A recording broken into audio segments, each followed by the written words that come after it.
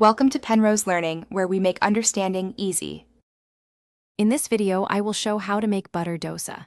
Heat your pan properly, spread a thin layer of batter in a circular motion, and drizzle butter immediately around the edges so it sizzles and crisps. Press gently with a spatula for even contact, cook until golden brown on one side, flip briefly, and fold. Serve hot with chutney and sambar for the best taste and texture. Start by soaking rice and urad dal together for at least 4 hours, then grind with a little water to a smooth, slightly gritty batter. Allow the batter to ferment in a warm spot until it becomes bubbly and mildly tangy. After fermentation, stir and adjust with water to reach a pourable, pancake-like consistency that spreads easily on the pan.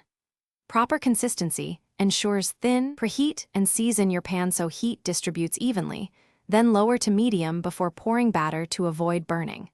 Pour batter in the center and spread quickly in a spiral to create an even, thin layer that cooks uniformly. Add generous butter around the edges to promote crispness and flavor, and keep the heat steady to prevent scorching. Flip only when edges lift and the top looks matte for perfect texture.